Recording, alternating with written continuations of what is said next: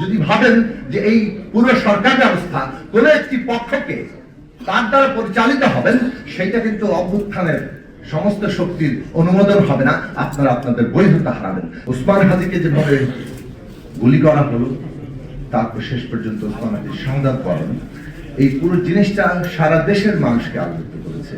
তারা একই দিকে শোকাভিভূত, আরেকদিকে তারা ক্ষুব্ধ। এই শোক ক্ষোভ যখন চলছে, তখন একটা গোষ্ঠী পরিষ্কারভাবে তারা তাদের রাজনৈতিক উদ্দেশ্য চরিতার্থ করছে।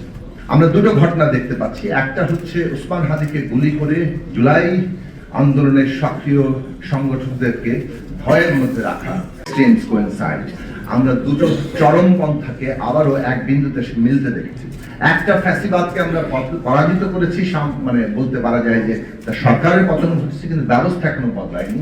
খুব দ্রুতই আরেকটা ফ্যাসিস্টবাদী শক্তি এমার্জ করতে চাইছে, এবং যে কোনো ফ্যাসিবাদের লক্ষণ হচ্ছে যে সে আগে প্রথমত এই যে মব ভায়োলেন্সের কথা বলছি, সে একটা গোষ্ঠী তৈরি করে, তার মূল ফেসটা সামনে আসে না, তার নিজের কতগুলো গোষ্ঠী তৈরি করে, মনে হয় যেন জনতা একটা জিনিসকে প্রতিষ্ঠা করতে চাইছে, এবং তারা জনগোষ্ঠী তৈরি করে তাদের নিজেদের আইডিওলজি কিংবা তার লক্ষ্যকে প্রতিষ্ঠা করতে চায়, এবং তারপরে ধীরে ধীরে তার রাজনৈতিক শক্তিটা আবির্ভূত হয়।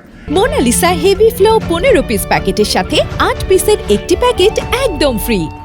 এখন বাংলাদেশের সিদ্ধান্ত নিতে হবে, আমরা ফ্যাসিবাদের পথে যাব না আমরা ডেমোক্রেসির পথে যাব। জুলাই গণঅভ্যুত্থানের পরিষ্কার রাজনৈতিক এবং তার সমস্ত মানে লক্ষ্য, যেটা সর্বান্তকরণে প্রকাশিত হয়েছে শহীদের রক্তের মধ্য দিয়ে, সমস্ত আহত যোদ্ধাদের মধ্য দিয়ে, সমস্ত অংশগ্রহণকারীর মধ্য দিয়ে বাংলাদেশ একটা গণতান্ত্রিক রাজনৈতিক ব্যবস্থা প্রতিষ্ঠা করবে।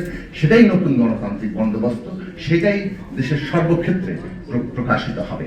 কাজেই এই যে তৎপরতা, এই জুলাইয়ের নাম ব্যবহার করে কিংবা হাদির যে হত্যাকাণ্ডের বিরুদ্ধে মানুষের যে ক্ষোভ, তাকে ব্যবহার করে আজকে যে জায়গায় যাওয়া হচ্ছে, পরিষ্কারভাবে পুরো অভ্যুত্থানকে একটা ফ্যাসিস্ট আবার জ্ঞানাকরণের মধ্যে ঢুকিয়ে দেওয়ার চেষ্টা। এবং এগুলোর সর্বশেষ লক্ষ্যটা হচ্ছে বাংলাদেশে এই মুহূর্তে যেটা অভ্যুত্থানের লক্ষ্য তৈরি ছিল, বিচার সংস্কার নির্বাচন, যেটা আমাদের মূল লক্ষ্য, সেইটাকে ক্ষতিগ্রস্ত করা। আমাদের সংস্কারের পুরো আকাঙ্ক্ষা যদি নির্বাচন না হয়, তাহলে সেটা বাস্তবায়নের কোনো জায়গা থাকছে না। কাজে নির্বাচন এখন বাংলাদেশের অভ্যুত্থানের আকাঙ্ক্ষা বাস্তবায়নের প্রধান মাধ্যম, এটা বাংলাদেশের প্রধান জাতীয় স্বার্থ। পুরো পরিষ্কার ধারণা নির্বাচন বানচাল করা এবং পুরো প্রসেসটাকে এমন একটা জায়গায় নিয়ে যাওয়া যাতে করে আমরা গণতন্ত্রের জায়গায় পৌঁছাতে না পারি। কাজে এখানে সম্মিলিত লড়াইয়ের প্রশ্ন আছে।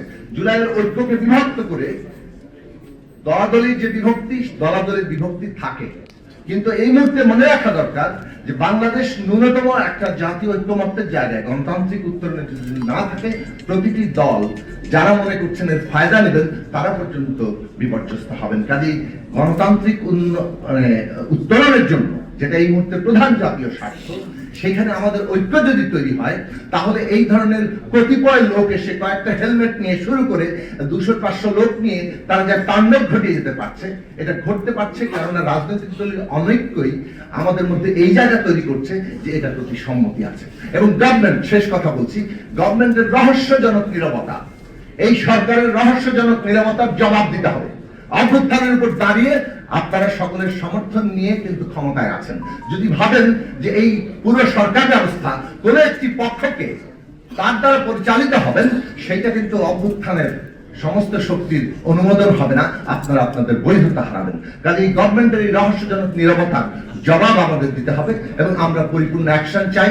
ওসমান হাদির হত্যাকারীদেরকে বিচারে আওতা আনতে হবে, যেমন জুলাই গণহত্যার বিচারে আওতা আনতে হবে, তেমনি এই যে সমস্ত আক্রমণ, সেগুলো বিচার যদি করতে না পারেন, আপনাদের ব্যর্থতাই আমাদের রায় হবে। আপনারা সবাই ভালো থাকুন।